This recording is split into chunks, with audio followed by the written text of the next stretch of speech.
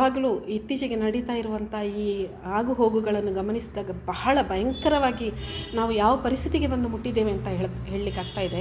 ಯಾಕೆಂತ ಹೇಳಿದರೆ ನಿಜವಾಗ್ಲೂ ಒಂದು ರೀತಿಯ ಸಂಕಟ ಕೂಡ ಆಗ್ತಾ ಇದೆ ಈ ವಿವಾದಗಳನ್ನು, ಇವತ್ತಿನ ಈ ಪರಿಸ್ಥಿತಿಯನ್ನು, ಮಕ್ಕಳ ಪರಿಸ್ಥಿತಿಯನ್ನು ನೋಡಿದಾಗ. ಇದು ಟೋಟಲಿಯಾಗಿ ನಾನು ನನ್ನ ವೈಯಕ್ತಿಕವಾಗಿ ಹೇಳಬೇಕಿದ್ರೆ ಇದು ರಾಜಕೀಯದ ದೊಂಬರಾಟ. ಈ ರಾಜಕೀಯದ ದೊಂಬರಾಟದಲ್ಲಿ ನಮ್ಮಂಥ ಮಧ್ಯಮ ವರ್ಗದ ಮಕ್ಕಳು ಬಲಿಪಶುಗಳಾಗ್ತಾ ಇದ್ದಾರೆ. ಇವತ್ತು ಈ ಹೋರಾಟದಲ್ಲಿ, ಪ್ರತಿಭಟನೆಯಲ್ಲಿ ಇರುವ ಯಾರು ಕೂಡ ಯಾವ ರಾಜಕೀಯದವನ MLA ಯ ಮಕ್ಕಳಾಗಲಿ, MLC ಯ ಮಕ್ಕಳಾಗಲಿ ಅಥವಾ ಒಬ್ಬ ಮಿನಿಸ್ಟ್ರನ ಮಕ್ಕಳಾಗಲಿ ಇಲ್ಲ. ಇಲ್ಲಿರೋದು ಬಡ ಮಧ್ಯಮ ವರ್ಗದ ಮಕ್ಕಳು ಮಾತ್ರ ಇಲ್ಲಿ ಇರೋದು. ದಯವಿಟ್ಟು ಪ್ರತಿಯೊಬ್ಬ ಮಗುವಿನ ಪೋಷಕರು ಯೋಚನೆ ಮಾಡಿ, ಸಂಘಟನೆಯವರು, ರಾಜಕೀಯದವರು ಇದರಲ್ಲಿ ಅವರ ಬೇಳೆ ಬೇಯಿಸ್ಕೊಳ್ತಾ ಇದ್ದಾರೆ.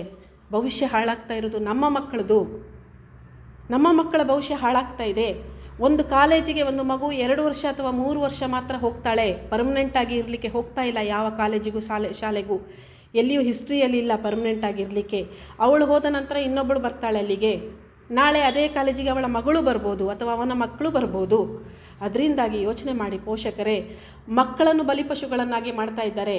ನಮ್ಮಲ್ಲಿ ಹೋರಾಟ ಮಾಡಲಿಕ್ಕೆ, ಪ್ರತಿಭಟನೆ ಮಾಡಲಿಕ್ಕೆ ಬೇಕಾದಷ್ಟು ನಮಗೆ ಈ ಕಾರಣ ಇದೆ, ಬೇಕಾದಷ್ಟು ನಮಗೆ ಅವಶ್ಯಕತೆಗಳಿದೆ.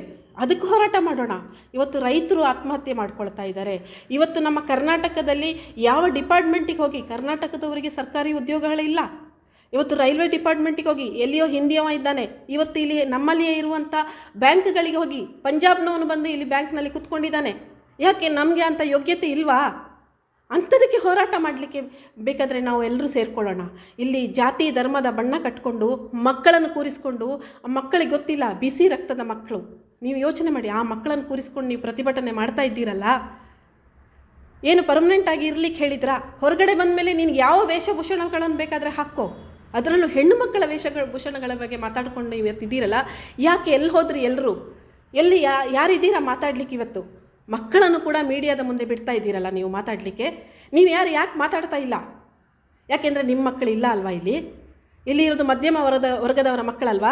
ನಾಳೆ ಏನು? ಇತ್ತೀಚಿನ ದಿನಗಳಲ್ಲಿ ಮುಸ್ಲಿಂ ಹೆಣ್ಣು ಮಕ್ಕಳು ಕಲಿತು ಮುಂದೆ ಬರ್ತಾ ಇದ್ದಾರೆ. ವಾಪಸ್ ಅವರನ್ನು ಮೂಲೆ ಗುಂಪು ಮಾಡಬೇಕು ಅನ್ನೋಂಥ ಉದ್ದೇಶವ ನಿಮ್ಮದು? ಈ ಉದ್ದೇಶವ ರಾಜಕೀಯದವ್ರದ್ದು? ಯಾವ ಪಕ್ಷದವರೇ ಇರ್ಬೋದು, ದಯವಿಟ್ಟು ಯೋಚನೆ ಮಾಡಿ ಪೋಷಕರೇ.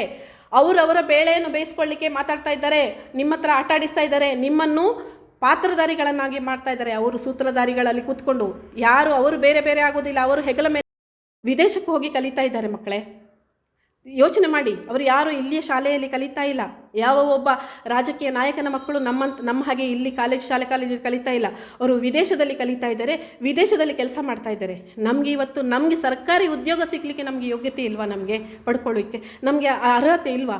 ಆ ಅರ್ಹತೆಯನ್ನು ನಾವು ಪಡ್ಕೊಳ್ಳೋಣ. ಅದಕ್ಕೋಸ್ಕರ ನಾವು ಬೇಕಿದ್ದರೆ ಜಾತಿ ಮತ ಧರ್ಮ ಬಿಟ್ಟು ಹೋರಾಡೋಣ. ದಯವಿಟ್ಟು ವಸ್ತ್ರಕ್ಕೋಸ್ಕರ ನಾವು ಇವತ್ತು ಬೀದಿಯಲ್ಲಿ ಹೋರಾಟ ಮಾಡುವಂಥ ಪರಿಸ್ಥಿತಿ ಬರೋದು ಬೇಡ. ಕೈ ಜೋಡಿಸಿ ಕೇಳ್ಕೊಳ್ತಾ ಇದ್ದೇನೆ, ನಿಮ್ಮ ಭವಿಷ್ಯವನ್ನು ಹಾಳು ಮಾಡಿಕೊಳ್ಬೇಡಿ.